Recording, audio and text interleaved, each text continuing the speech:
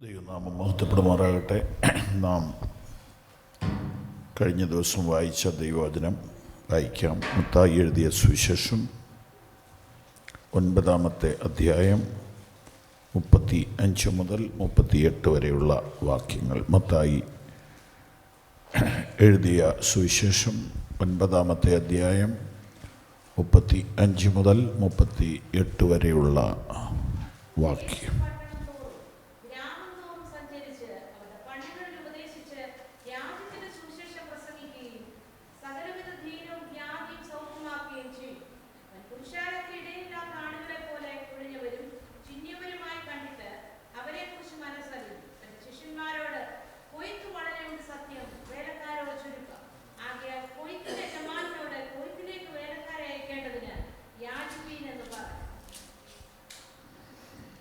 പിതാവേ, ഞങ്ങൾ തിരുമുഖത്തേക്ക് നോക്കുന്നു, ഞങ്ങളെ സഹായിക്കണമേ. ഇന്നിവിടെ കർത്താവ് കൂട്ടിക്കൊണ്ടുവന്ന മക്കൾക്കായി സ്തോത്രം പറയുന്നു. ദൈവത്തിൻ്റെ പ്ലാനിൽ പെട്ടവർ ഇവിടേക്ക് വന്നുകൊണ്ടിരിക്കുന്നതിനായി സ്തോത്രം. ഞങ്ങൾ തിരുവചനം ധ്യാനിപ്പാനായിട്ട് ആഗ്രഹത്തോടെ അടുത്തു വരുന്നു, ഞങ്ങളെ സഹായിക്കണമേ. യേശുവിൻ നാമത്തിൽ തന്നെ ആമേൻ. ഇന്നലെ ഇതൊരു ഇനാഗുറേഷൻ മീറ്റിംഗ് ആയിരുന്നു. അതുകൊണ്ട് ദൈവവചനം അതിൻ്റെ വിശദമായ രീതിയിൽ നമ്മൾ ഇന്നലെ ധ്യാനിക്കാൻ സമയം കിട്ടിയില്ല. അതുകൊണ്ട് ദൈവവചനം ശ്രദ്ധിക്കാനുള്ള സമയമാണ്. നിങ്ങളുടെ കയ്യിൽ ബൈബിൾ ഉണ്ടെങ്കിൽ എടുത്ത് തുറന്ന് നോക്കുക. കർത്താവ് പടകിൽ കയറി ഇക്കരയ്ക്ക് സ്വന്തം പട്ടണത്തിൽ എത്തി. അങ്ങനെയാണ് ആ അധ്യായം തുടങ്ങുന്നത്. എത്തുമ്പോൾ തന്നെ ഒരു പാരലൈസ്ഡ് ആയിട്ടുള്ള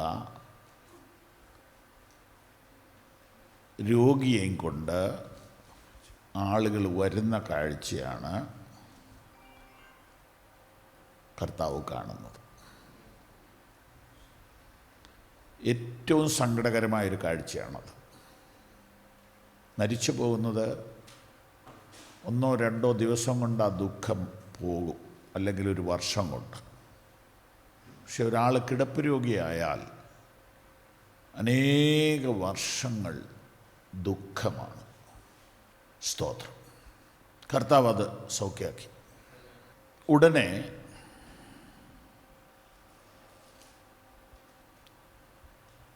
അവിടെ ഒരു ചെറിയ വിമർശനമൊക്കെ ഉണ്ടായി.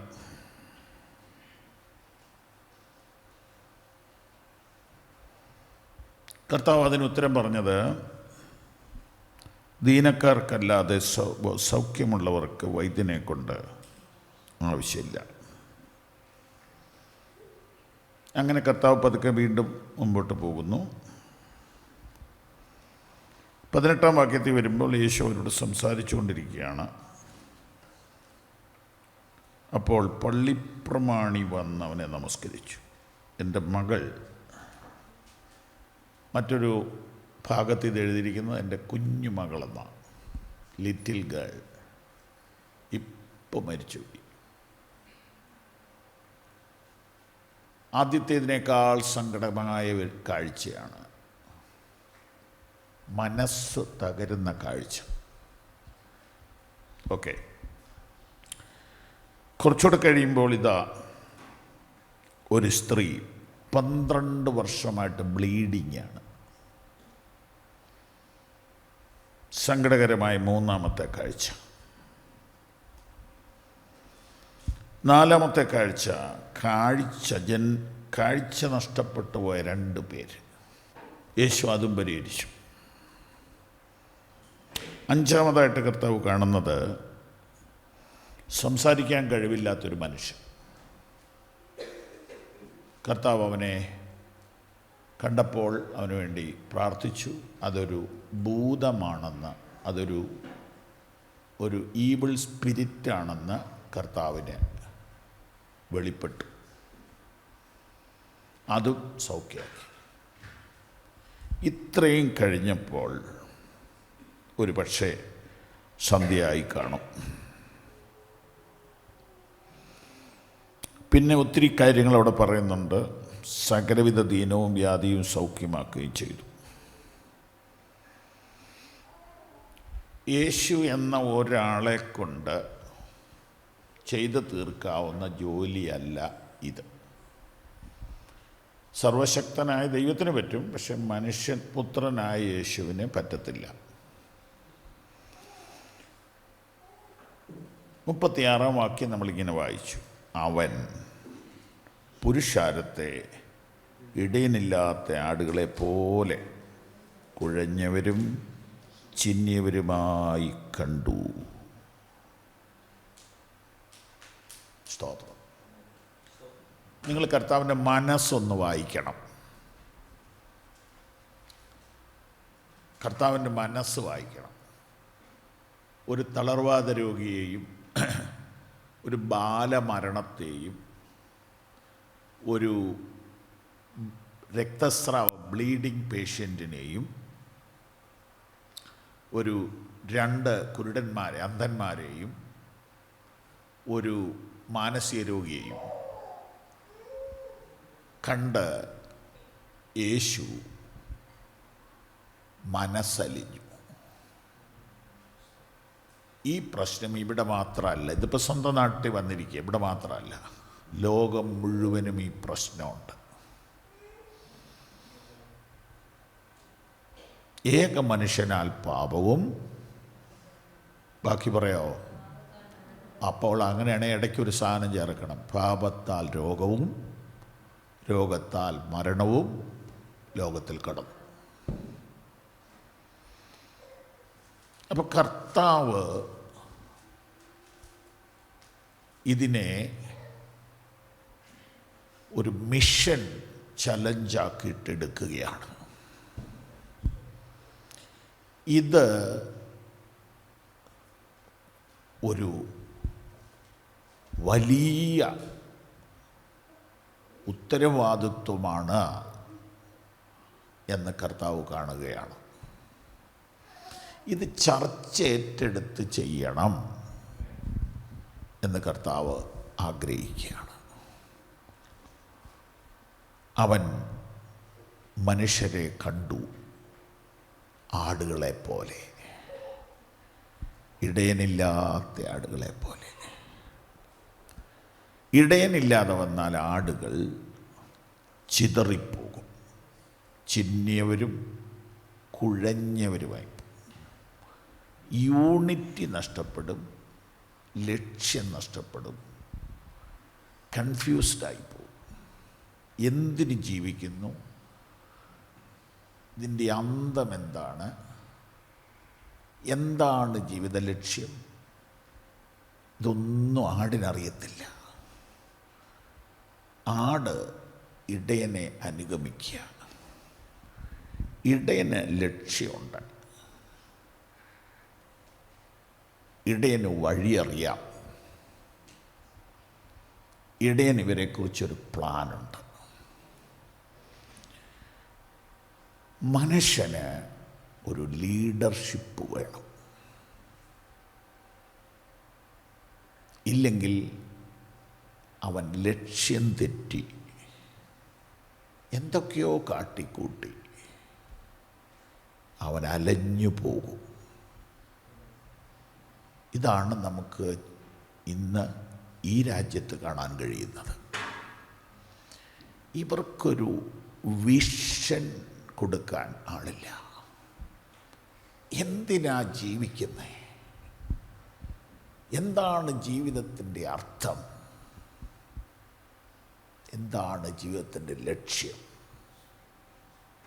എന്നിവർക്കറിയില്ല. അതുകൊണ്ട് കർത്താവ് അതിനെക്കുറിച്ച് പറയുന്നതാണ് നാം വായിച്ചത്.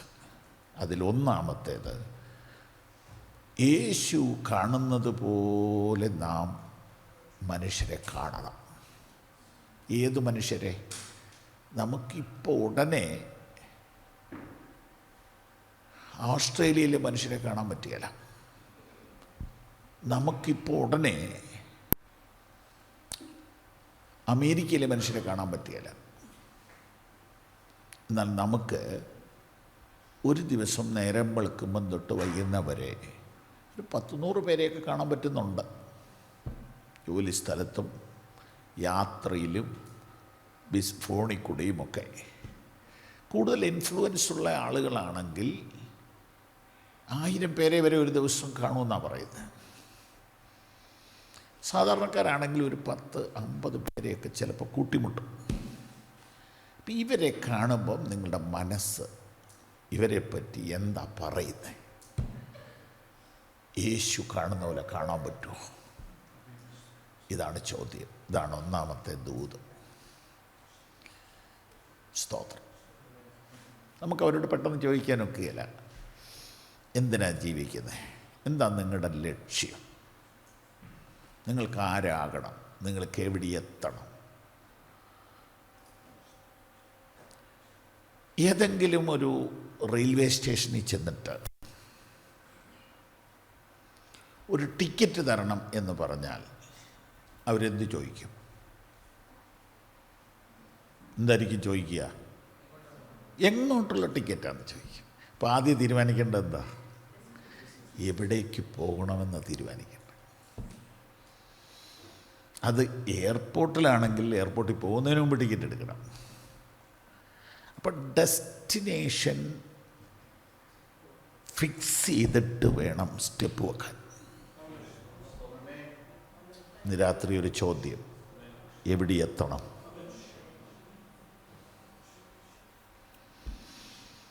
നിങ്ങൾക്കെല്ലാവർക്കും ഇനി ഒരു 100 കൊല്ലം കൂടെ ഉണ്ടെന്ന് ഞാനങ്ങ് ചുമ്മാ പറയാം, നിങ്ങൾക്കൊരു ധൈര്യത്തിന് വേണ്ടി. ആൻറ്റി ഇല്ല, നമുക്കൊന്നുമില്ല. ഞാൻ ഈ പിള്ളേരെ ഉദ്ദേശിച്ചാണ് പറഞ്ഞത്. മാക്സിമം അത്രയേ ഉള്ളൂ. അതിക്കുള്ള ആർക്കാ ഉള്ളേ? ജർമ്മയായിക്ക് കാണുമോ? കാണുകയില്ല. പിന്നെ പെട്ടെന്നെങ്ങാനും ചേഞ്ച് വരുമെന്നറിയാൻ മേല.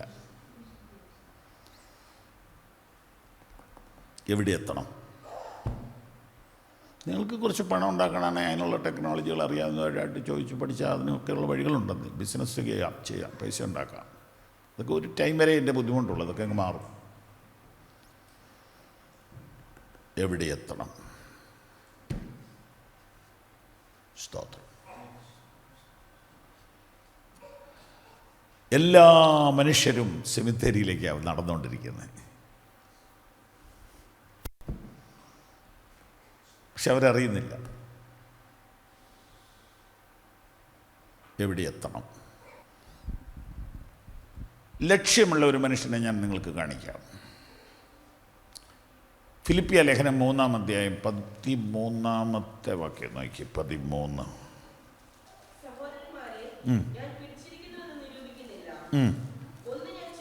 ഒന്ന് ഞാൻ ചെയ്യുന്നു. ആ ആ ഇതാ ഞാൻ ചെയ്യുന്നൊരു കാര്യം. എനിക്കൊരു ലക്ഷ്യമുണ്ട്.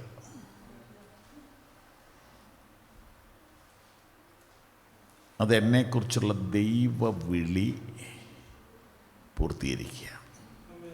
സാധാരണക്കാർക്ക് പറഞ്ഞാൽ അത് മനസ്സിലാകത്തില്ല. എനിക്കങ്ങനെ വിളിയൊന്നുമില്ല പാസ്റ്ററെ. സ്തോത്രം. അതിനെ കോളിംഗ് എന്ന് പറയുമ്പോൾ നമുക്കത് മനസ്സിലാകുകയില്ല. പക്ഷേ അങ്ങനെ ഉണ്ട് കേട്ടോ. തിരിച്ചറിയാത്തതുകൊണ്ടാണ്. ഒന്ന് ഞാൻ ചെയ്യുന്നു, പിൻപിലുള്ളത് മറന്ന് ആഞ്ഞുകൊണ്ട് പരമവിളിയുടെ വിരുദിനായി ലാക്കിലേക്ക് ഓടുന്നു. അപ്പം കൃത്യമായ ലക്ഷ്യത്തിലാണ് ആ മനുഷ്യൻ പോകുന്നത്. Focused life. Price the Lord.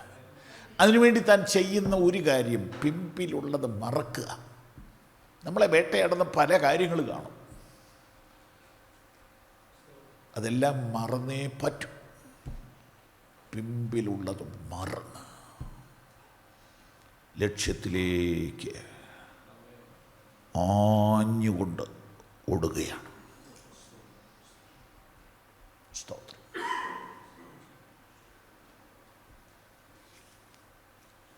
നമ്മളോട് അദ്ദേഹം പിന്നെ പറയുകയാണ്, നിങ്ങളും അത് തന്നെ ചെയ്യണം. എബ്രായർ 12:1-2 നോക്കിയേ. ആ ആ ആ ആ ആമേൻ. ലക്ഷ്യത്തിലേക്ക് ഓടിയ ഒരു മനുഷ്യൻ തൻ്റെ വിശ്വാസികളോട് പറയുകയാണ്, ഓടുക. സ്തോത്രം, സ്തോത്രം, സ്തോത്രം. സാക്ഷികളുടെ ഇത്ര വലിയൊരു സമൂഹം നമുക്ക് ചുറ്റും നിൽക്കുന്നതുകൊണ്ട് സകല ഭാരവും മുറുകെ പറ്റുന്ന പാപവും വിട്ട് നമുക്ക് മുമ്പിൽ വച്ചിരിക്കുന്ന ഓട്ടം സ്ഥിരതയോടെ ഓടുക. സ്തോത്രം, സ്തോത്രം, സ്തോത്രം, സ്തോത്രം, സ്തോത്രം, സ്തോത്രം, സ്തോത്രം. അത് കഴിഞ്ഞ് ഈ മനുഷ്യൻ ലാസ്റ്റ് പറയുകയാണ്, ഞാൻ ഓട്ടം തികച്ചു. ആ വാക്യം ഓർമ്മയുണ്ടോ?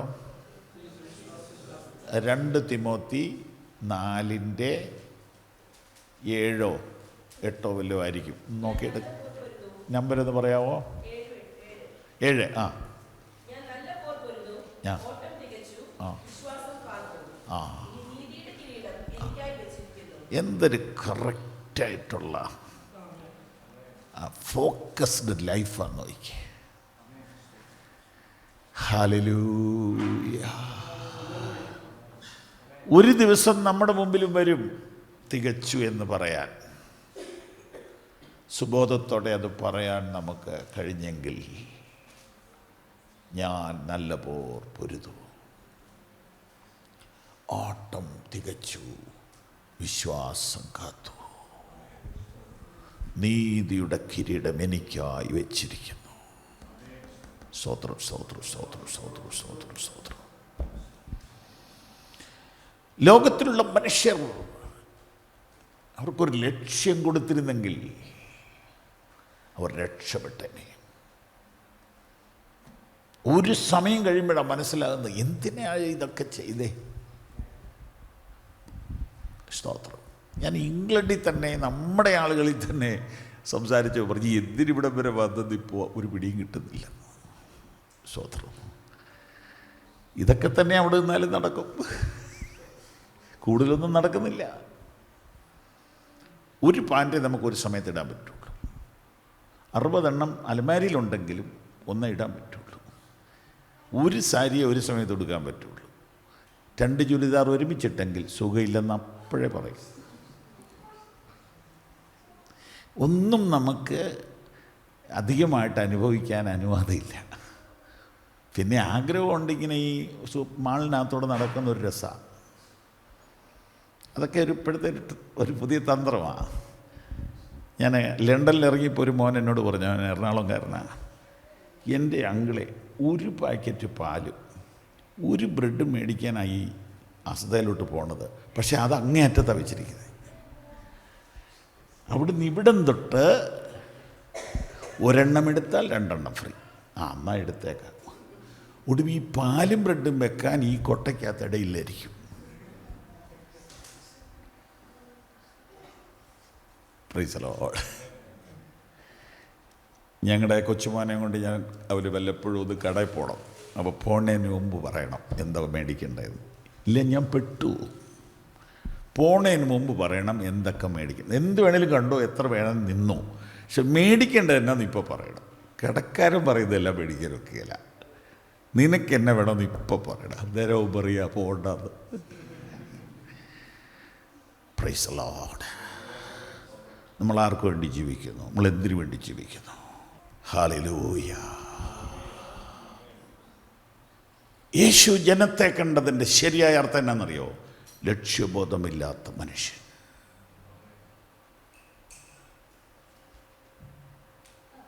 അവർക്ക് ലക്ഷ്യം കൊടുക്കലാണ് സുവിശേഷ വേല. ഒരു സുവിശേഷകൻ്റെ ദൗത്യം അതാണ്. എന്തിനാണ് ജീവിക്കുന്നത്, എവിടെയാണ് പോകുന്നത് എന്ന ബോധ്യം കൊടുക്കുകയാണ് ലക്ഷ്യം. അപ്പോൾ ഒന്നാമത്തെ കാര്യം, യേശു കണ്ടതുപോലെ കാണുക. രണ്ടാമത് നമ്മളവിടെ എഴുതിയിരിക്കുന്നത് വായിച്ചത്, യേശു എന്തോ ഒന്ന് മനസ്സിലാക്കി. യേശു മനസ്സിലാക്കിയതുപോലെ മനസ്സിലാക്കുക. മൂന്നാമത് നമ്മളിവിടെ കാണുന്നത്, യേശു മനസ്സലിഞ്ഞതുപോലെ മനസ്സലിയുക. യേശു കണ്ടതുപോലെ കാണുക, യേശുവിൻ്റെ അണ്ടർസ്റ്റാൻഡിങ് ലെവലിലോട്ട് നമ്മൾ കയറുക. കർത്താവ് ഒരാളെപ്പറ്റി, ഒരു വ്യക്തിയെപ്പറ്റി, ഒരു സമൂഹത്തെപ്പറ്റി മനസ്സിലാക്കിയതുപോലെ മനസ്സിലാക്കാൻ കഴിയണമെങ്കിൽ കർത്താവ് കാണുന്ന പോലെ കാണണം.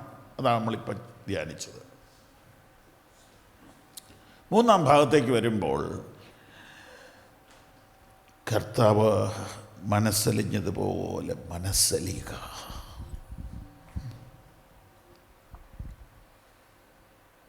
മനസ്സിലാക്കുക, മനസ്സലിയുക.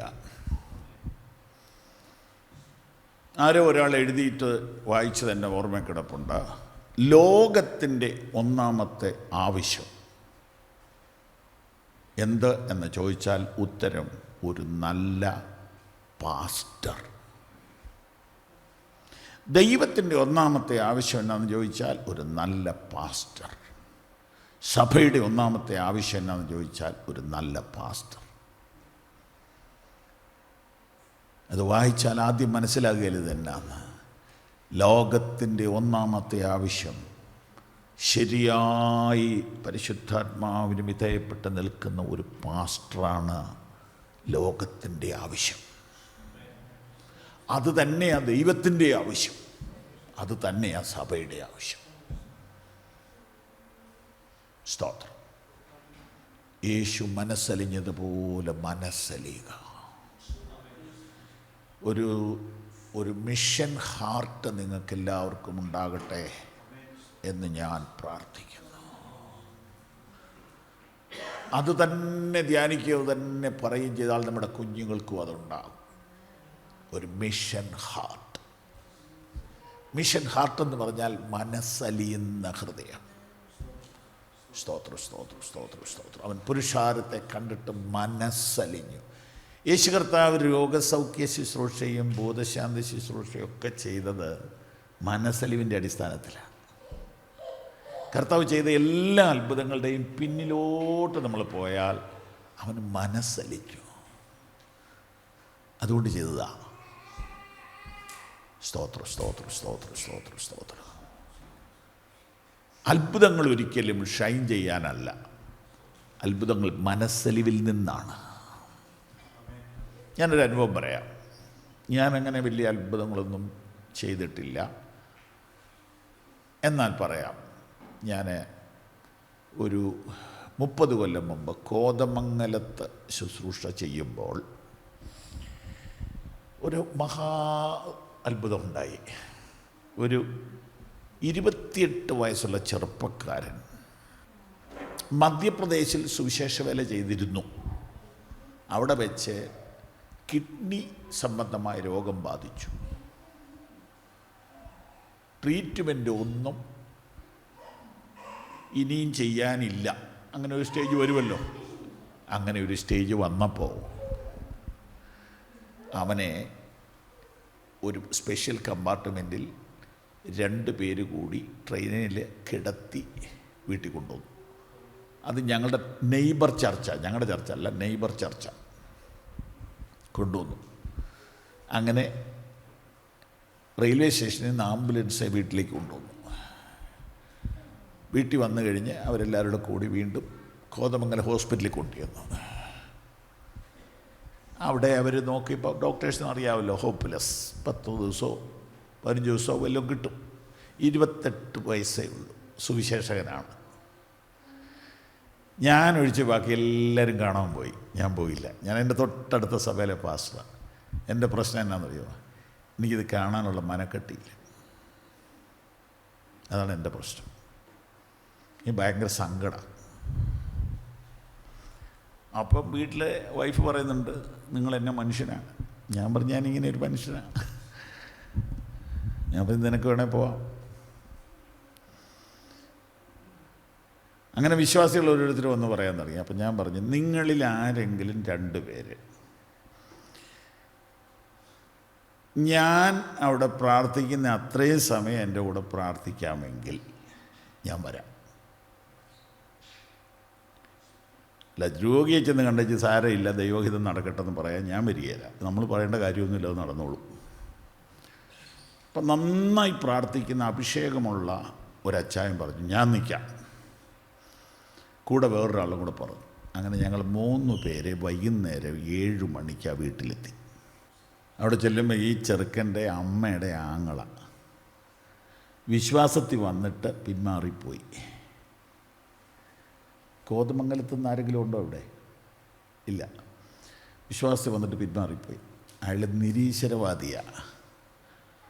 അയാൾ അവിടെ ഇരുന്നുകൊണ്ട് മോശമായിട്ട് സംസാരിക്കുക. എവിടെ ദൈവം? നീ ഇത്രയും കാലം പ്രസംഗിച്ച ദൈവം എവിടെ? യേശു എവിടെ? ഇങ്ങനെ പറഞ്ഞുകൊണ്ടിരിക്കുക. അവൻ്റെ അമ്മയും അപ്പനും കരയുക, അവൻ്റെ പെങ്ങൾ കരയുക. ഭയങ്കര ഒരു അന്തരീക്ഷം. ഇവന്, നിങ്ങൾക്കറിയാമല്ലോ ഇങ്ങനത്തെ കേസുകളുടെ, യൂറിൻ പോകാതെയായിട്ട് വയറിങ്ങനെ അങ്ങോട്ട്, വയറ് മാത്രമേ ഉള്ളൂ.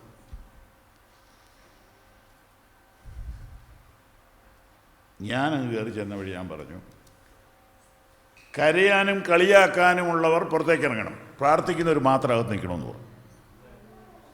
അപ്പോഴേ നിരീശ്വരവാദി ഇറങ്ങി. അവൻ സ്റ്റാൻഡ് വിട്ടു. അവൻ പുറത്തിറങ്ങിയാലേ പ്രാർത്ഥിക്കാൻ പറ്റുള്ളല്ലോ. യേശു ചിലരെ പുറത്താക്കിയില്ലേ ഒരു കൊച്ചിനെ ഉയർപ്പിക്കാൻ നേരത്ത്? എല്ലാവരുടെയും കൊണ്ടും കൂട്ടിയിട്ട് നടക്കത്തില്ല. അത് ഞാൻ പറഞ്ഞത് ഇച്ചിരി ഗൗരവത്തിലാണ്. ഇപ്പോഴേ അന്തരീക്ഷം മാറി. ഞാൻ കണ്ണ് തുറന്നില്ല. എന്നറിയോ? എനിക്ക് കാണാനുള്ള മനക്കെട്ടില്ലാത്തതുകൊണ്ട് ഞാൻ പ്രാർത്ഥിക്കാൻ തുടങ്ങി. പ്രാർത്ഥിച്ച് തുടങ്ങി, കണ്ണ് തുറന്നേ ഇല്ല. കാരണം ഉള്ള സത്യം പറഞ്ഞാൽ പ്രാർത്ഥിച്ചുകൊണ്ടിരിക്കുന്നതിനിടെ മരിച്ചു പോകും. അതാ അന്തരീക്ഷം. അപ്പം അങ്ങനെ മരിച്ചു കഴിയുമ്പോൾ ആരെങ്കിലും വന്ന് പറയുകയാണെങ്കിൽ നിർത്താം. പക്ഷെ ഭയങ്കര പരിശുദ്ധാത്മ സാന്നിധ്യം, നിർത്താത്ത പ്രയർ. അവിടെ എല്ലാവരും അങ്ങ് ആത്മാവിലായി, അന്യഭാഷയിലാണ് പ്രാർത്ഥിക്കുന്നത്. ഭയങ്കര ഉറക്കെ, കരച്ചിലെല്ലാം പോയി. 7 മണിക്ക് തുടങ്ങി നിന്നുകൊണ്ട് പ്രാർത്ഥിക്കുന്ന പ്രാർത്ഥന. അവിടെ നാട്ടിൽ ഷൂ ഒന്നും അല്ലല്ലോ, ചുമ്മാ ചെരുപ്പ് പുറത്തിട്ടേ ചെല്ലേ. എൻ്റെ കാല് നനയുന്നു, വല്ലാതെ നനഞ്ഞു. അപ്പം ഞാൻ കണ്ണു തുറന്നു, ഇവൻ്റെ യൂറിൻ പോയി.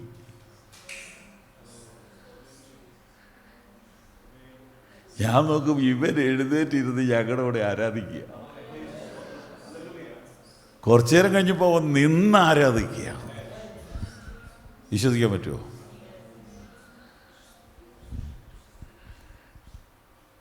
അങ്ങനെയാണെങ്കിൽ ഞാനൊരു ബോർഡ് വെച്ചാൽ പോരെ, രോഗശാന്തി ശുശ്രൂഷ ആരംഭിച്ചിരിക്കുന്നെന്ന്? അല്ല. Praise the lord. യേശു മനസ്സലിഞ്ഞു. ഇന്ത്യയിൽ ഏറ്റവും കൂടുതൽ ആളുകളോട് സുവിശേഷം പറഞ്ഞ 2-3 പേരിൽ ഒരാൾ ഡോക്ടർ ദിനകരനാണ്. ദിനകരൻ്റെ മിനിസ്ട്രിയുടെ പ്രാധാന്യം എന്തായിരുന്നറിയോ? മനസ്സലിവ.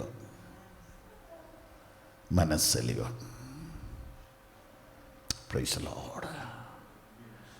ഞാൻ നിങ്ങളുടെ മുമ്പിൽ 3-ാമത്തെ ദൗത്യം വയ്ക്കുകയാണ്. യേശു മനസ്സലിഞ്ഞ പോലെ മനസ്സലിയാമെങ്കിൽ നിങ്ങളിലൂടെയും അത്ഭുതങ്ങൾ നടക്കും.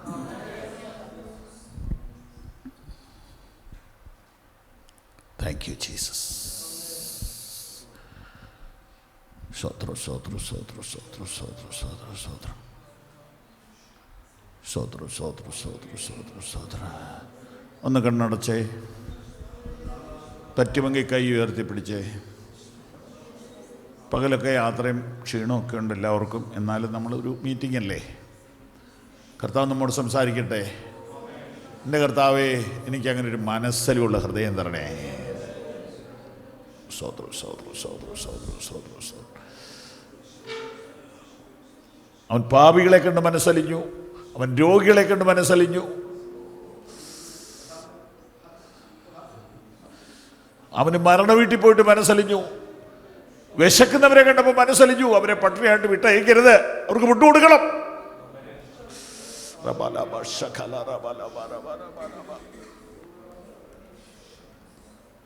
യേശു 5 അപ്പം 5000 കൊടുത്തു എന്നുള്ളതൊക്കെ നമുക്കറിയാവുന്ന കാര്യം. പക്ഷെ അതൊരു മനസ്സലിവിൽ നിന്നുണ്ടായ മിറക്കിളാണ്.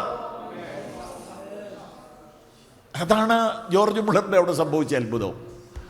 മനസ്സലിവിൽ നിന്നുണ്ടായതാണത്. സ്വത്രം സ്വത്രം സ്വത്രം സ്വത്രം സ്വത്രം സ്വത്രം സ്വത്രം. ഒന്ന് കർത്താവിനോട് പറഞ്ഞേ, കർത്താവേ എനിക്ക് അങ്ങനെ ഒരു ഹൃദയം തരണേ.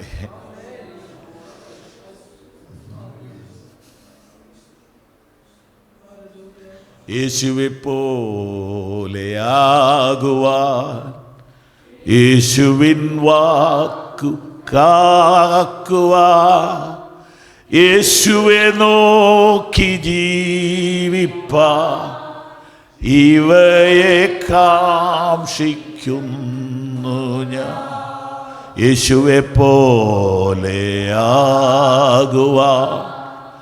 യേശുവിൻ വാക്കു, യേശുവെ നോക്കി ജീവിപ്പാൻ.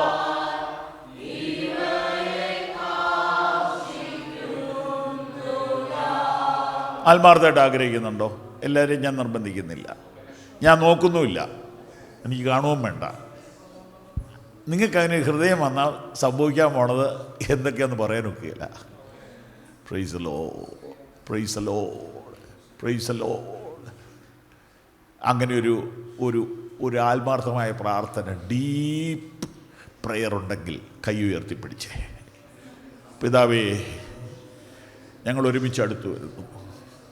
ഞങ്ങൾക്ക് ഒത്തിരി വേദശാസ്ത്ര പഠനമല്ല വേണ്ടത്, ഞങ്ങൾക്കൊരു മനസ്സലിവുള്ള ഹൃദയമാണ് വേണ്ടത്. യേശുവിൻ്റെ കണ്ണാണ് ഞങ്ങൾക്ക് വേണ്ടത്.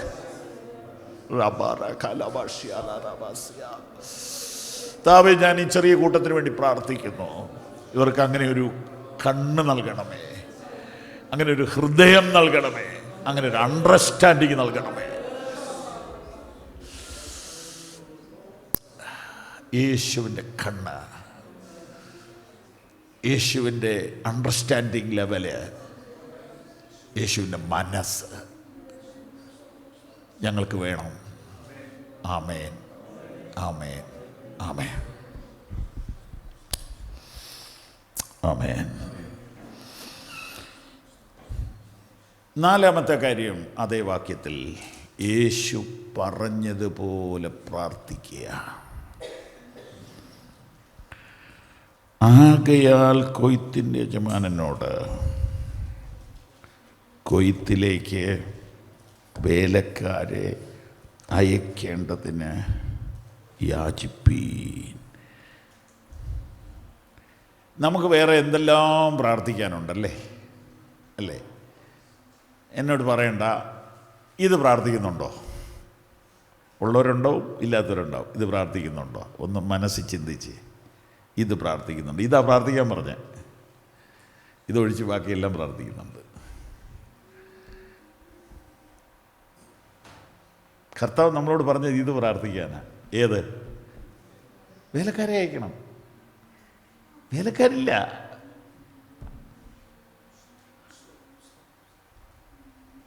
അമേരിക്കയിലെ കാര്യം എടുക്കണ്ട, അമേരിക്കയിൽ പോയിട്ടുള്ളവർക്കറിയാം. അവിടെ വേലക്കാർ കൂടുതലും കൊയ്ത്ത് കുറവാണ്. പിടികിട്ടിയില്ല. ഞാൻ വലിയ വലിയ ചർച്ചകളിലെല്ലാം പോയിട്ടുണ്ട്. 21 പാസ്റ്ററുണ്ട് ഒരു സഭയിൽ. എല്ലാവരും വെറുതെ ഇരിക്കുക. പെങ്ങൾ ഫയൽ ചെയ്ത് വന്നത്, അളിയൻ ഫയൽ ചെയ്ത് വന്നത്, അമ്മായിയപ്പൻ ഫയൽ ചെയ്ത്, എല്ലാം ഫയലാണ്. നല്ല ഒന്നാം തരം മിനിസ്ട്രി നാട്ടിൽ ചെയ്തുകൊണ്ടിരുന്നവരാണ്. ഇപ്പോൾ ഫയൽ ചെയ്ത് വന്നിരിക്കുക. ഞാൻ സ്റ്റേജിൽ ചെന്ന് നോക്കുമ്പോൾ മുഴുവൻ പാസ്റ്റർമാരാണ്. പല സഭകളിൽ ഇനി പാസ്റ്റർമാരെ മെമ്പർഷിപ്പ് കൊടുക്കുകയും തീരുമാനിച്ചു. ഇനി അവർ തന്നെ ഒരു സഭ കൂടെ തുടങ്ങുമായിരിക്കും നല്ലത്. അതുപോലെയുണ്ട്.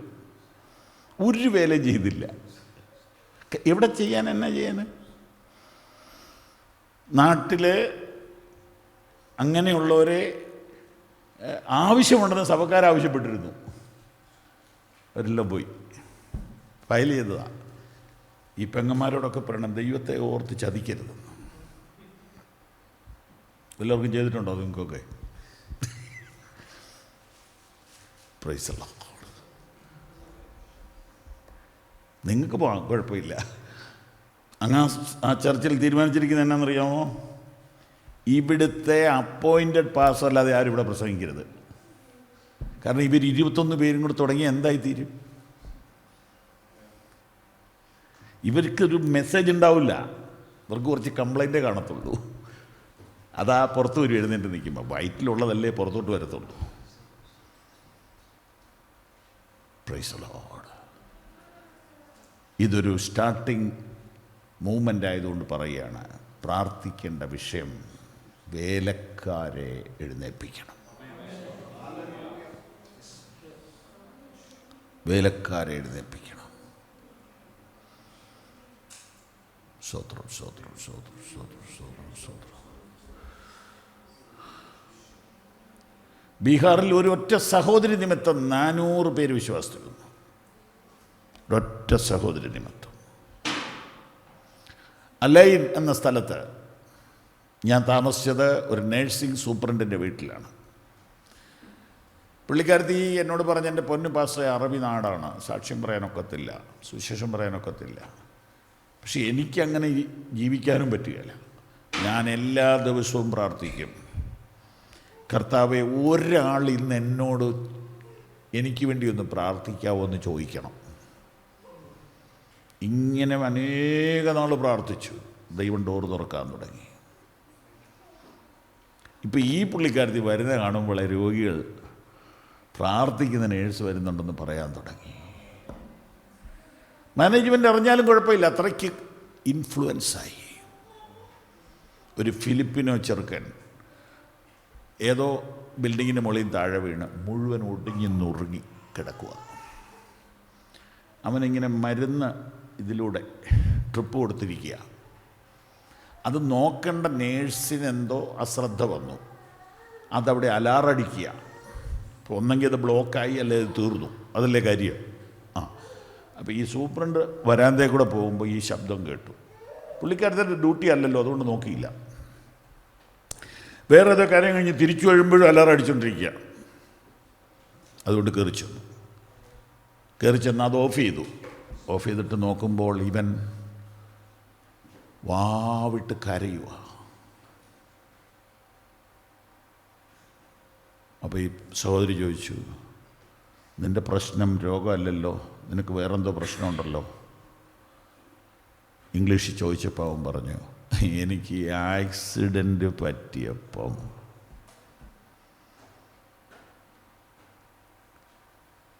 എൻ്റെ കാമുകി എന്നെ ഇട്ടേച്ചു പോയി. ഞാൻ സ്നേഹിച്ചിരുന്ന പെണ്ണ് ഇവിടെ വന്ന് കണ്ടേച്ചു പറഞ്ഞു, ഞാനിപ്പോൾ വരാമെന്ന് പറഞ്ഞ് പോയി. പിന്നെ ഫോൺ വിളിച്ചാൽ എടുക്കുകയില്ല. ഇപ്പോൾ ഒരു ആക്സിഡൻറ്റ് വരെ ഉള്ളൂ. എന്ത്? ലവ്. അപ്പോൾ ഐ ലവ് യു എന്നൊക്കെ പറയുന്ന കാണുമ്പോൾ അയാളുടെ വലിയ സംഭവമെന്നാണ് ധരിച്ച്. ഒന്നുമില്ല. ഒരു ആക്സിഡൻറ്റ് വന്നപ്പോൾ തീർന്നു. അതാണ് അവൻ്റെ മനസ്സിനെ തകർത്തത്. ശരീരമെല്ലാം ഒടിഞ്ഞു നുറുങ്ങിയത് പഞ്ചർ ഒട്ടിച്ചെടുക്കുക, അതവനറിയാം. അവനും മെഡിക്കൽ ഫീൽഡിൽ ജോലി ചെയ്തിട്ടുള്ളതാണ്. അവൻ ഈ കാര്യം സിസ്റ്ററോട് പറഞ്ഞു. സിസ്റ്റർ അവൻ്റെ നെഞ്ചത്തൊട്ട് കൈവച്ച് ഒരു 5 മിനിറ്റ് അങ്ങ് പ്രാർത്ഥിച്ചു. അവന് വിടുതലായി. അവൻ്റെ മനസ്സ് ഫ്രീ ആയി. സിസ്റ്റർക്ക് പിന്നെ നോക്കി നിൽക്കാൻ നേരമില്ല, പോയി. 1 മാസം കഴിഞ്ഞപ്പോൾ ചർച്ച് കോമ്പൗണ്ടിൽ പുള്ളിക്കാരത്തി അവരുടെ ചർച്ചിലോട്ട് പോകുമ്പോൾ ഈ ചെറുക്കൻ ഒരു ഫിലിപ്പിനോ ചർച്ചിലോട്ട് പോകണം. അവൻ രക്ഷിക്കപ്പെട്ടു, സ്നാനപ്പെട്ടു. ഈ സിസ്റ്ററെ കണ്ട വഴി, മാഡം എന്നെ മനസ്സിലായോ എന്ന് ചോദിച്ചില്ല. ഞാനാണെന്ന് പ്രാർത്ഥിക്കണമെന്ന് പറഞ്ഞത്. അവൻ രക്ഷിക്കപ്പെട്ടു, സ്നാനപ്പെട്ടു. അവൻ ദൈവകൃപയിൽ വന്നു. Thank you Jesus. വേലക്കാരെ തരാൻ പ്രാർത്ഥിച്ചാൽ ഉടനെ ജോലി വിടണമെന്നല്ല അതിൻ്റെ അർത്ഥം. നിങ്ങൾക്കേ ആൾക്കാരുമായിട്ട് കണക്ഷനുള്ളൂ. ജോലിയില്ലാത്തവർക്ക് എങ്ങനെയാണ് കണക്ഷൻ? പ്രത്യേകിച്ച് ഈ നാട്ടിൽ.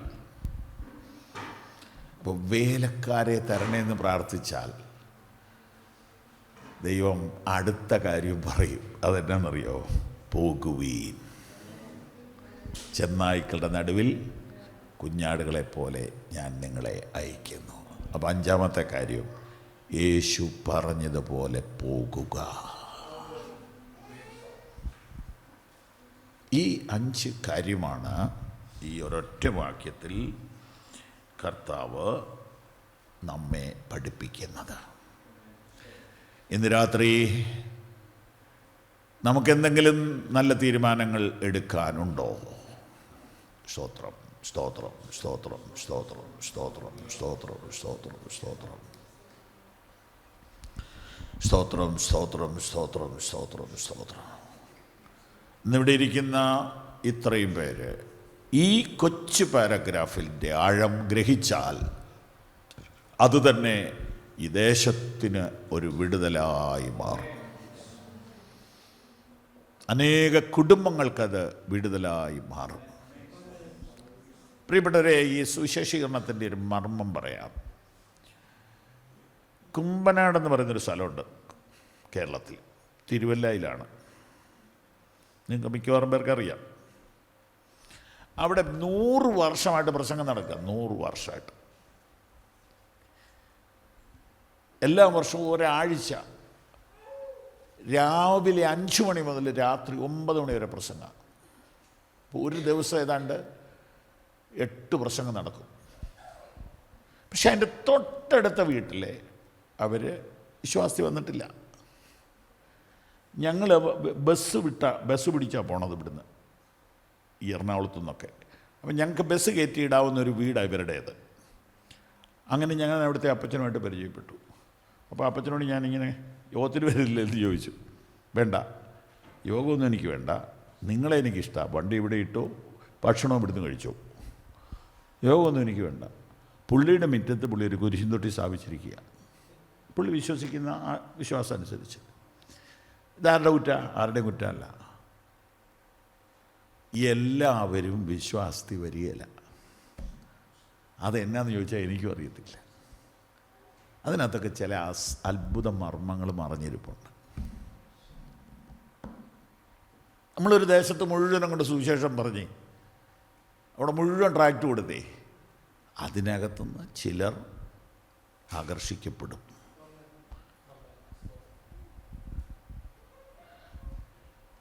സ്തോത്രം. എല്ലാവരും ഒന്നും വരികയില്ല. അപ്പോൾ പിന്നെ എങ്ങനെയാണ് വരുന്നേ? സ്തോത്രം. അപ്പോസ്തല പ്രവൃത്തികൾ 16-ാം അധ്യായം,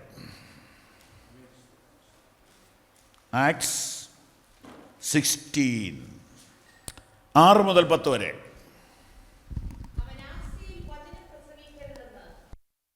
പ്രൈസ് ദി ലോർഡ്. പൗലോസ് ഇങ്ങനെ ഒരു ടീമായിട്ട് പ്രവർത്തിച്ച് പോകുമ്പോൾ പെട്ടെന്നൊരു ദൈവിക ഇടപെടൽ. മതി, ഇവിടെ ഇനിയും പ്രസംഗിക്കണ്ട. അതിൻ്റെ അർത്ഥം തന്നെ അവിടെയുള്ളവരെല്ലാം വിശ്വാസത്തിൽ വന്നോ? ഇല്ല. അവിടുത്തെ സീസൺ അല്ലിപ്പം കഴിഞ്ഞു.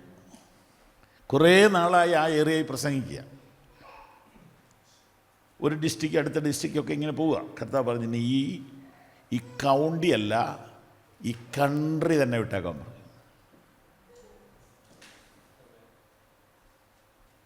ഒന്നുകൂടെ വേണേൽ വായിച്ചു നോക്കൂ. ഏഷ്യയിൽ വചനം പ്രസംഗിക്കരുതെന്ന് വിലക്കി.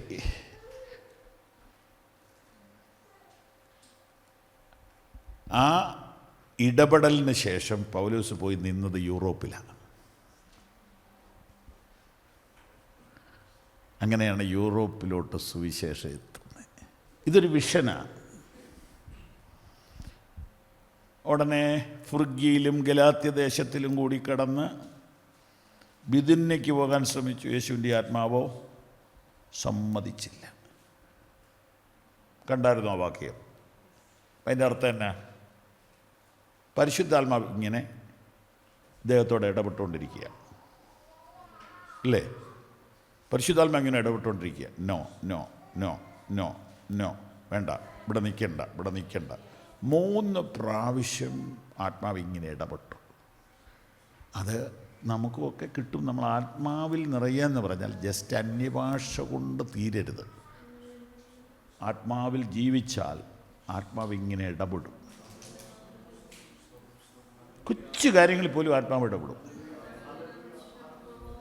അങ്ങോട്ട് പോ, ഇങ്ങോട്ട് പോ, അല്ലെ അങ്ങോട്ട് പോകണ്ട, ആത്മാവ് ഇടപെടും. അതാ ക്രിസ്തീയ ജീവിതം.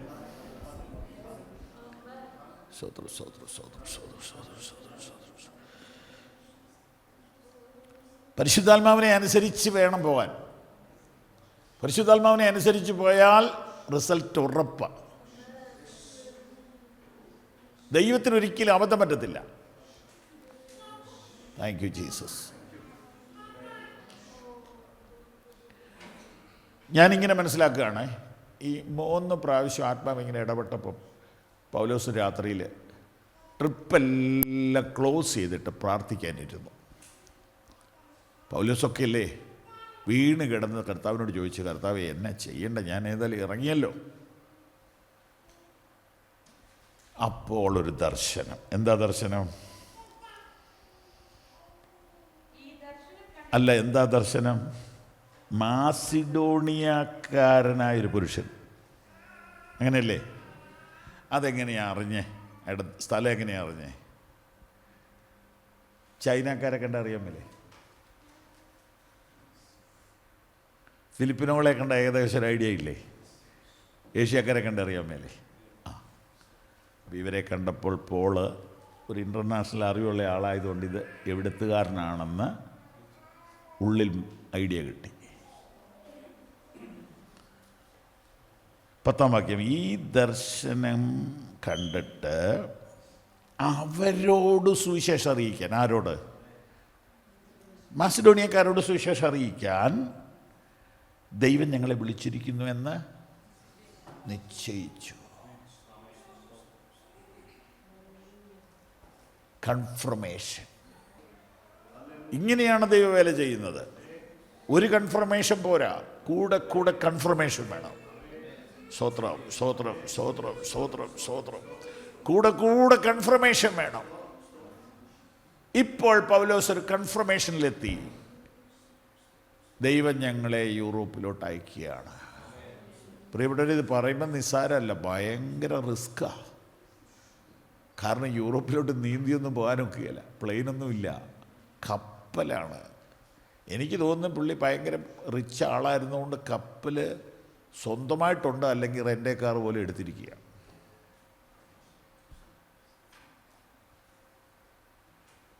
കപ്പലെ കയറിയിട്ടുള്ളൊരു കൈ പൊക്കി. ആരുമില്ല. നമ്മുടെ അംബാനിയുടെ മോൻ്റെ കല്യാണം കഴിഞ്ഞിട്ട് ഒരു കപ്പൽ വാടകയ്ക്ക് എടുത്ത് ഇറ്റലിക്ക് പോയിരിക്കുക, 1000 പേരെയും കൊണ്ട്. അപ്പം അങ്ങനെയുള്ളവർക്കൊക്കെ പറ്റുള്ളൂ ഒരു കപ്പലൊക്കെ എടുക്കാൻ. ഇപ്പോൾ പൗലോസ് ആരാ അതൊരു ഐഡിയ കിട്ടിയില്ലേ? Price the Lord. 11-ാം വാക്യം, അങ്ങനെ ഞങ്ങൾ ത്രോവാസിൽ നിന്ന് കപ്പൽ നീക്കി. നമ്മൾ കാറ് തിരിച്ചെന്ന് പറയുന്ന പോലെയാണ്. അപ്പോൾ കപ്പൽ ആരുടെയാ? പൗലോസിൻ്റെയിലായിപ്പം. Right now. അങ്ങനെ ഞങ്ങൾ കപ്പൽ നീക്കി നേരെ സമുദ്രക്കയിലേക്കും പിറ്റേന്നാൾ നവപ്പൊലിക്കും അവിടെ നിന്ന് ഫിലിപ്പിയിലേക്കും ചെന്നു. അപ്പം കപ്പൽ യാത്ര പരിചയമുള്ള ആളാണ്, റൂട്ടറിയാം. മാസിഡോണിയ ലക്ഷ്യം വെച്ച് മാപ്പ് തിരിച്ച് വണ്ടി വിട്ടു. എത്രയോ ആഴ്ചകൾ എടുത്തു കാണും. സ്തോത്രം. ഈ സമയം മുഴുവനും ഈ ദർശനത്തെ പിടിച്ച് നിൽക്കണം. ഈ ദൈവിക ഇടപെടൽ അത് കടലാസിൽ എഴുതി കൊടുത്തിട്ടില്ല. ദൈവം കടലാസിൽ എഴുതി കൊടുത്തിട്ടില്ല, ഉള്ളിൽ ഇടപെട്ടതാണ്. ഈ ഒരൊറ്റ ഇൻസ്പിറേഷനിൽ വേണം ഈ കപ്പൽ അവിടം വരെ പോകാൻ. പ്രിയപ്പെട്ടവരെ, ഇങ്ങനെ ഇടപെടുന്ന ഒരു ദൈവമുണ്ട്. പരിശുദ്ധാത്മാവ് നിങ്ങളോട് ഇങ്ങനെ ഇടപെടും, നിങ്ങളിങ്ങനെ ഗൈഡ് ചെയ്യും, നിങ്ങൾക്ക് പോകേണ്ട വഴി കാണിച്ചു തരും. Hallelujah, hallelujah. അങ്ങനെ അവർ ഫിലിപ്പിയ തുറമുഖത്ത് ലാൻഡ് ചെയ്തു. ഓക്കെ, വാക്യം 13 നോക്കിയേ. 13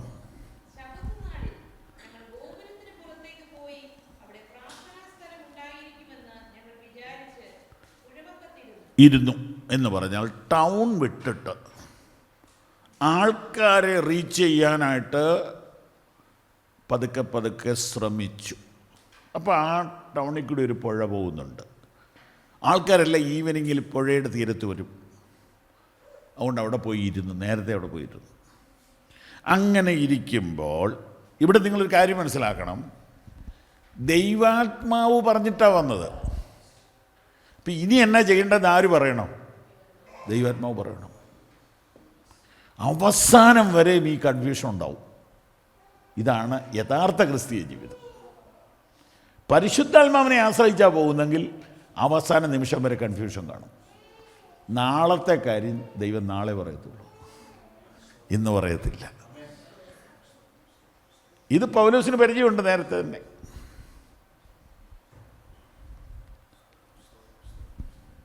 കാണിച്ചു തരാം, അറിയണമെന്ന് ആഗ്രഹമുള്ളവർക്ക്, പഠിക്കണമെന്ന് ആഗ്രഹമുള്ളവർക്ക് വേണ്ടി. അപ്പോസ്തല പ്രവൃത്തികൾ 9-ാം അധ്യായം 6-ാം വാക്യം, 9:6.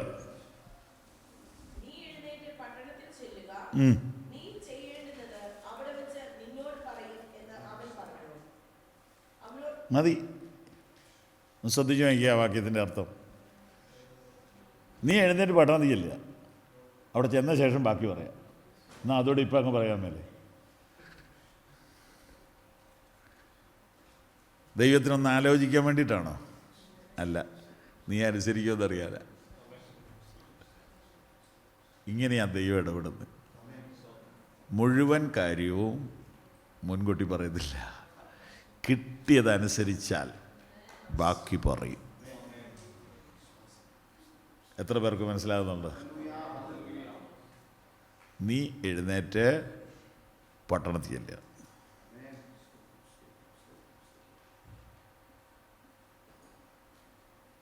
നീ ചെയ്യേണ്ടത് അവിടെ വെച്ച് നിന്നോട് പറയും. അപ്പോൾ ഇവിടെ തൊട്ട് ഈ എക്സ്പീരിയൻസ് ഉണ്ട്. അപ്പോൾ ഫിലിപ്പിയിലോട്ട് പോകാൻ പറഞ്ഞു. പിന്നെ എന്നാന്ന് അവിടെ ചെല്ലുമ്പോൾ പറയാമെന്നുള്ളത് അറിയാം, പൗലോസിന് അറിയാം, ഇതാ രീതിയിൽ നിന്നറിയാം. ഹോളി സ്പിരിറ്റിൻ്റെ നേച്ചർ അറിയാം. പരിശുദ്ധാത്മാവ് ഇങ്ങനെയാണെങ്കിൽ നമ്മൾ അങ്ങനെ ആകണം. നമ്മളൊക്കെ എങ്ങനെയായാലും ഒരു 1 ഇയർ ഐഡിയ ഇല്ലാതെ നമുക്ക് പോകാൻ പറ്റുകയില്ല. പരിശുദ്ധാത്മാവ് നമ്മളോട് പറയുന്നു, ഒരു ദിവസത്തേക്കുള്ള പ്ലാൻ പോലും തരികയില്ല. നീ ദൈവത്തിൽ ആശ്രയിക്കണം. ഓരോ മിനിറ്റിലും ആശ്രയിക്കണം, ഓരോ സെക്കൻഡിലും ആശ്രയിക്കണം. ചെറിയ കാര്യത്തിനും വലിയ കാര്യത്തിനും ആശ്രയിക്കണം. ദൈവത്തിൽ ആശ്രയിക്കാതെ, പരിശുദ്ധാത്മാവിൽ ആശ്രയിക്കാതെ ഒരു മിനിറ്റ് ജീവിക്കാൻ പറ്റത്തില്ല.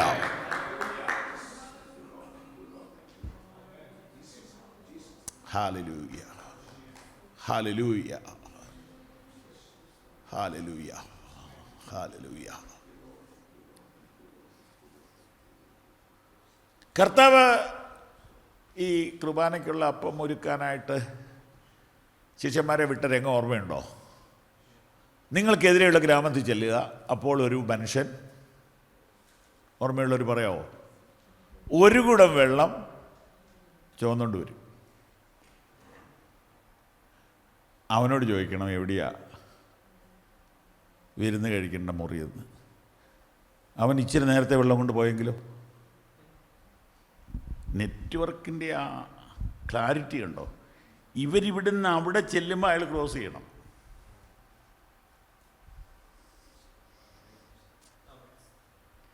ഇവിടെ ഒരു ഫ്ലൈറ്റ് ടേക്ക് ഓഫ് ചെയ്യാൻ കിടക്കുകയാണെങ്കിൽ നമ്മൾ മുകളിൽ നിന്ന് കറങ്ങിക്കോളാൻ പറയും. ചിലപ്പോൾ ഒത്തിരി നേരം നെടുമ്പാശ്ശേരിയിലൊക്കെ 1/2 മണിക്കൂർ നിന്ന് കറങ്ങിയിട്ടുണ്ട് ഞങ്ങൾ. കാരണം സിഗ്നൽ കിട്ടാതെ ഇറങ്ങാൻ നോക്കുകയില്ല. Praise the lord. പരിശുദ്ധാത്മാവിൻ്റെ സിഗ്നൽ സിസ്റ്റം കണ്ടോ? നിങ്ങൾ അങ്ങോട്ട് ചെല്ലും, അവൻ വെള്ളം ചോദിച്ചിട്ട് ഇങ്ങനെ വരും. അവനെ പോലും നമുക്ക് വേണ്ടി ദൈവം കണക്ട് ചെയ്യുക. എന്തൊരു കണക്ഷനാണ്! നമ്മൾ വിചാരിക്കുന്നതിനേക്കാളൊക്കെ ഭയങ്കര രസമാണ് കർത്താവിൻ്റെ വേല. Hallelujah, hallelujah. അപ്പോൾ പൗലോസിനോട് പറഞ്ഞു, നീ മാസിഡോണിയയിൽ പോ, ബാക്കി എവിടെ വെച്ച് പറയാം.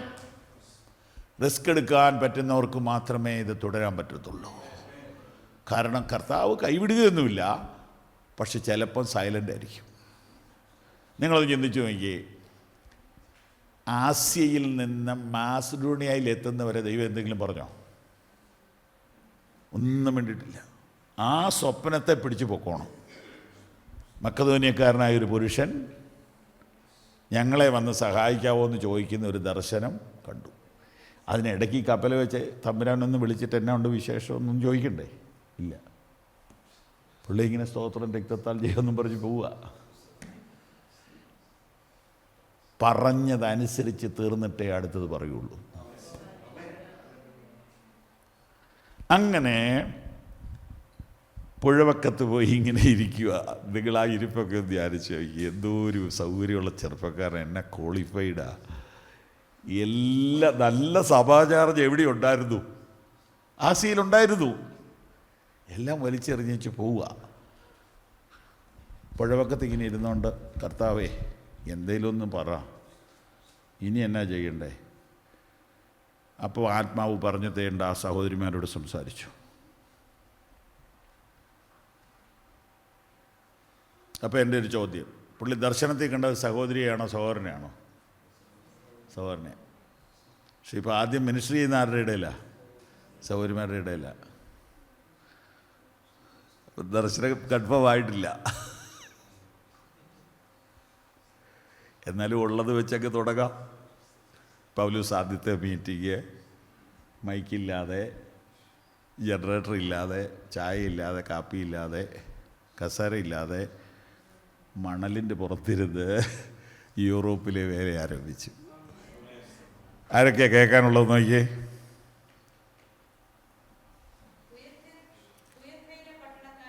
പുഴവക്കത്തിരുന്നു, അവിടെ കൂടി വന്ന സ്ത്രീകളോട് സംസാരിച്ചു. അപ്പോൾ സ്ത്രീകളെ ഉള്ളൂ എന്നുള്ളത് വ്യക്തമായില്ലേ? അപ്പോൾ യൂറോപ്പിലെ സുവിശേഷ വേല ഒരു ലേഡീസ് മീറ്റിങ്ങിൽ നിന്നാണ് ആരംഭിച്ചത്. ആമേൻ. അപ്പം ലേഡീസ് മീറ്റിങ്ങും അത്ര ചെറിയ കാര്യമൊന്നുമല്ല, അത്ര ചെറിയ കാര്യമൊന്നുമല്ല. ലേഡീസിനെ കൊണ്ടാണ് യൂറോപ്പിലെ വേല ആരംഭിച്ചത്. ആരുടെ വീട്ടിലായിരുന്നു ചർച്ച്? ലുദിയ. ലുദിയ ആരാ? ഓരോരുത്തർക്കും ഓരോ സ്റ്റാൻഡേർഡുണ്ട്. പൗലോസ് ഒരിച്ചിരി ഹൈ സ്റ്റാൻഡേർഡ് ആളാണ്. അതേ ലെവലിലുള്ളൊരു പാർട്ടിയാണ് ലുദിയ. കാരണം ഒരു ചർച്ച് ഹോൾ ആ വീട്ടിലുണ്ട്. ഞാൻ ഇങ്ങനെ പറയാം, അമ്മ സ്വപ്നം കാണിക്കുമ്പോൾ ദൈവം അവിടെ ഹോള് പണിത് കഴിഞ്ഞു. എവിടെ? മാസിഡോണിയയിൽ. ലുദിയയുടെ ഹസ്ബൻഡിനെ കുറിച്ചൊന്നും നമുക്ക് അറിഞ്ഞുകൂടാ. ഏതായാലും ഒരു നല്ല ഹോളുണ്ട് ആ വീട്ടിൽ. Price the Lord. മർക്കോസിൻ്റെ ഈ മാളികമുറി എന്ന് പറയുന്ന ആ ഹോളുണ്ടല്ലോ, അത് 120 പേർക്ക് ഇരിക്കാവുന്ന ഒരു ഹോൾ അതിനകത്തുണ്ട്.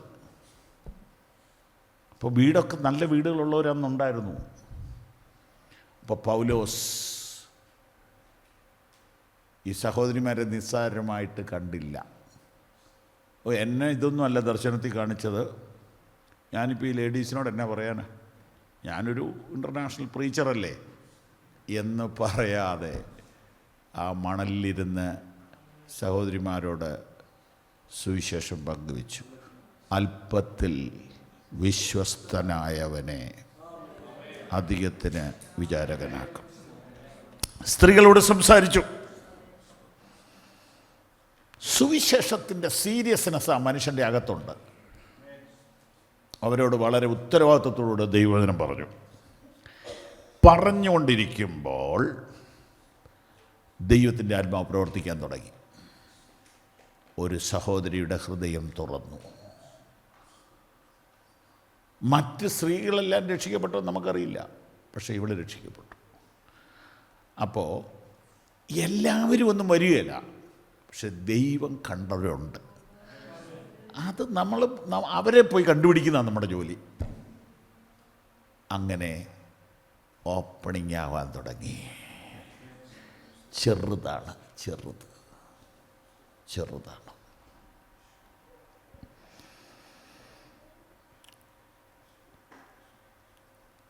ലുദിയ എന്നു പേരുള്ള ദൈവഭക്തയായ ഒരു സ്ത്രീ കേട്ടുകൊണ്ടിരുന്നു. പൗലോസ് സംസാരിച്ചത് ശ്രദ്ധിക്കേണ്ടതിന് കർത്താവ് അവളുടെ ഹൃദയം തുറന്നു. അല്ലാതെ ഇത് ഗ്രഹിക്കാൻ പറ്റത്തില്ല.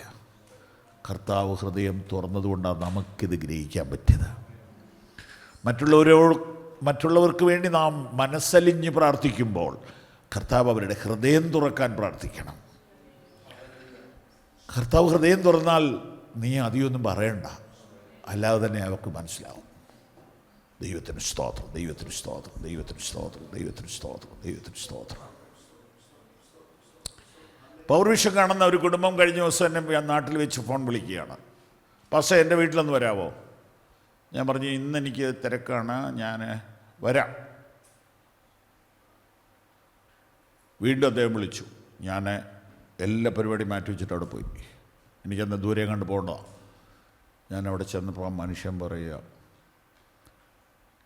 10 കൊല്ലത്തിലധികമായി ഞങ്ങൾ പ്രാർത്ഥിക്കുക, യഥാർത്ഥ ദൈവവചനം പറയുന്ന ഒരു ദൈവദാസൻ ഞങ്ങളുടെ വീട്ടിലൊന്ന് വരണേന്ന്.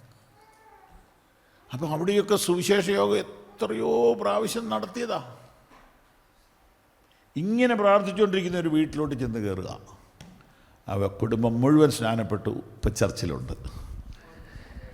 അപ്പം 5 ലക്ഷം രൂപ മുടക്കി എല്ലാ കൊല്ലം കൺവെൻഷൻ നടത്തും. ഇവർ വന്നിട്ടില്ല, വരികയില്ല. അത് വേറെ വിഷയം.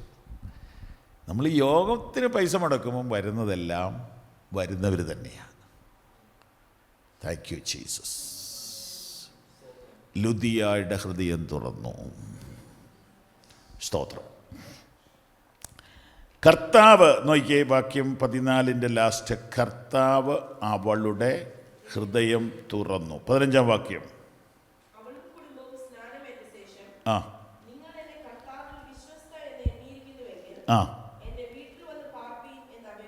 ഞാൻ ഇങ്ങനെ പറയാൻ ആഗ്രഹിക്കുന്നു, കർത്താവ് അവളുടെ ഹൃദയം തുറന്നു, അവൾ അവളുടെ വീട് തുറന്നു.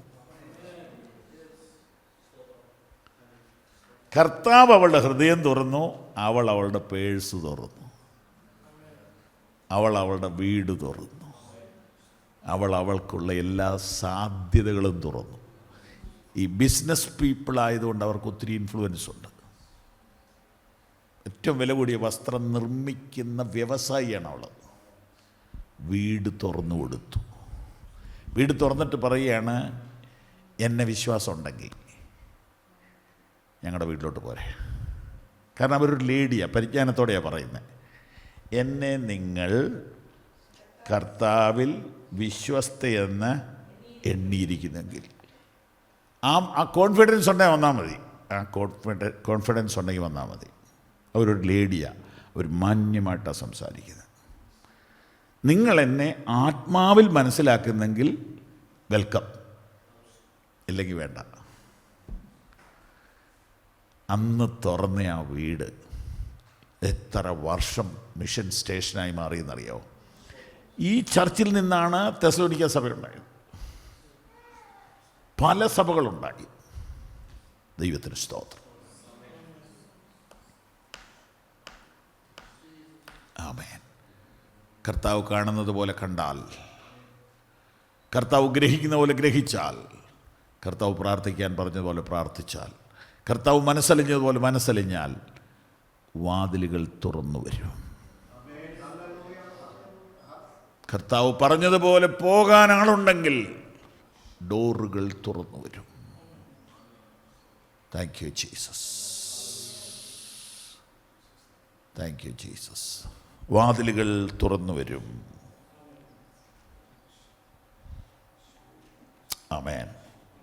ഒരു ചോദ്യം, അപ്പോൾ ഈ മാസിഡോണിയക്കാരനായ പുരുഷനെ അല്ലേ കണ്ടേ? പുരുഷനെ ഇതുവരെ കണ്ടില്ലോ നമ്മൾ. പുള്ളി ഏതാ? പുള്ളി എവിടെ?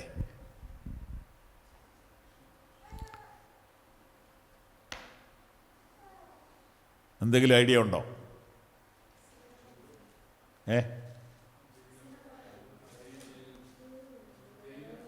ജയിലർ, ജയിൽ സൂപ്രണ്ട്, പുള്ളിയാണ് ആള്.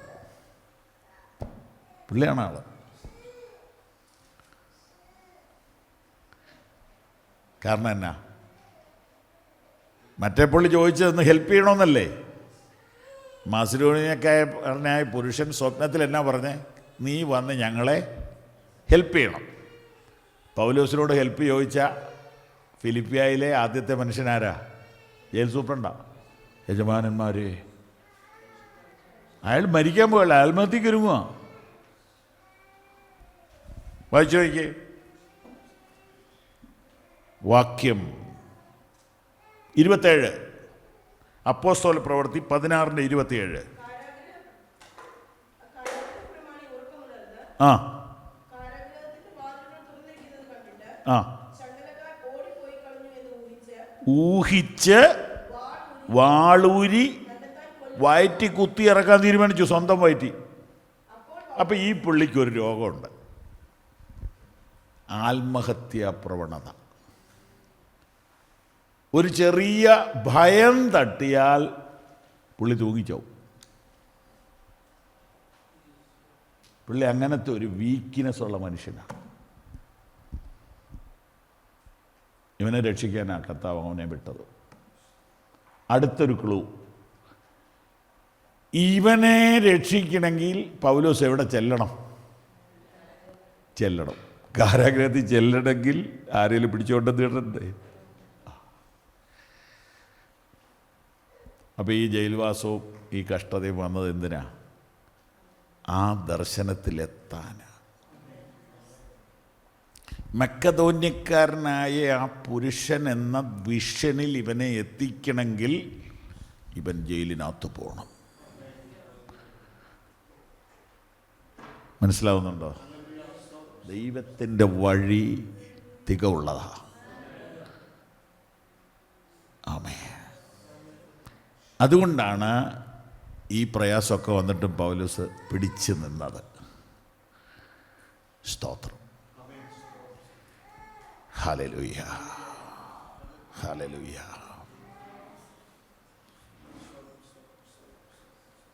ദർശനത്തിൽ എത്താൻ ഒരു വഴിയുണ്ട്. ആ വഴി ഏതാന്ന് ഇപ്പം അറിയത്തില്ല, പതുക്കെ അറിയാം. ദൈവം തന്ന ദർശനത്തിലേക്ക് എത്താനുള്ളൊരു റോഡ് ദൈവം വിട്ടു. ആമേൻ. ദൈവം തന്ന ദർശനത്തിലേക്ക് എത്താനുള്ള റോഡ് ദൈവം തന്നെ ഉണ്ടാക്കും. പൗലോസ് പുഴവക്കത്ത് 100 ദിവസത്തെ ക്രൂസൈഡ് നടത്തിയാലും ഈ ജയിൽ സൂപ്രണ്ടിനെ കിട്ടുകയില്ല. കാരണം അയാളുടെ ജോലി അങ്ങനത്തതാണ്. ദൈവം കണ്ട മനുഷ്യനാണ് അയാൾ. Praise Lord. പിന്നത്തേതിൽ ഫിലിപ്പിയർക്ക് ലേഖനം എഴുതുമ്പോൾ പൗലോസ് ഒരു വാക്ക് പറയുന്നുണ്ട്. അതിതാണ് 4-ാം വാക്യം 1-ന്റെ. നിങ്ങളിൽ നല്ല പ്രവൃത്തിയെ ആരംഭിച്ചവൻ യേശുക്രിസ്തുവിൻ്റെ നാളോളം അതിനെ തികയ്ക്കും. ആമേൻ, ആമേൻ. ആരംഭിച്ചവൻ പൂർത്തീകരിക്കും. നിങ്ങളിൽ നല്ല പ്രവൃത്തിയെ ആരംഭിച്ചവൻ അത് പൂർത്തീകരിക്കും. സ്തോത്രം, സ്തോത്രം, സ്തോത്രം, സ്തോത്രം, സ്തോത്രം. ചില നാളുകൾ കഴിഞ്ഞപ്പോൾ ചർച്ച് വളർന്നു. ഫിലിപ്പിയർ 4:15 വായിക്കാമോ? ഫിലിപ്പിയർ 4:15. ഫിലിപ്പിയരെ ആ ആ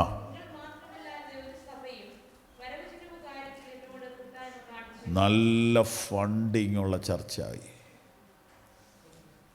പൗലോസ് പോകുന്നിടത്തെല്ലാം സ്പോൺസർ ചെയ്യുന്നത് ഇപ്പോൾ ഇവരാ. പൗലോസ് എന്തോ ഒരു സഭകൾ സ്ഥാപിച്ചെന്നറിയാമോ? തുറന്നെഴുതുക, നിങ്ങളല്ലാതെ ആരും $10 അയച്ചു തന്നിട്ടില്ല. ഫിലിപ്പിയരെ, സുവിശേഷഘോഷണത്തിൻ്റെ ആരംഭത്തിൽ ഞാൻ മക്കദോന്യയിൽ നിന്ന് പുറപ്പെട്ടാറ് എന്ന് പറഞ്ഞാൽ ഫിലിപ്പിയിലെ ചർച്ച് എസ്റ്റാബ്ലിഷ് ചെയ്ത് അദ്ദേഹം അവിടുന്ന് മൂവ് ചെയ്തു. അദ്ദേഹം ഒരു അപ്പോസ്തലനാണ്, ഇടയനായിട്ട് തുടരുകയല്ല. അദ്ദേഹത്തിന് അടുത്ത സ്ഥലത്തേക്ക് പോകാൻ നിയോഗം കിട്ടി. താൻ ആരെയോ ഏൽപ്പിച്ചിട്ട് പോയി ചർച്ച്. അവർക്ക് വീണ്ടും താൻ കത്തെഴുതുകയാണ്, ഞാൻ അവിടുന്ന് പോന്ന ശേഷം എന്നെ സഹായിച്ചത് നിങ്ങൾ മാത്രമേ ഉള്ളൂ. അതൊരു സപ്പോർട്ടിങ് ചർച്ചായി, അനേക സഭകളെ സ്ഥാപിക്കുന്ന സഭയായി. ഇതാണ് ദൈവം ഒരു കാര്യമേൽപ്പിച്ചാൽ അതിൻ്റെ വളർച്ച. പ്രാർത്ഥനയ്ക്കായി കണ്ണുകൾ അടയ്ക്കാം. ഹല്ലേലൂയ.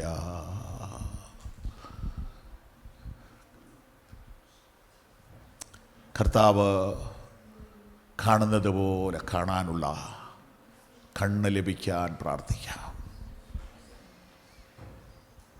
കർത്താവ് മനസ്സിലാക്കുന്നത് പോലെ മനസ്സിലാക്കാനുള്ള ഹൃദയം ലഭിക്കാൻ പ്രാർത്ഥിക്കാം.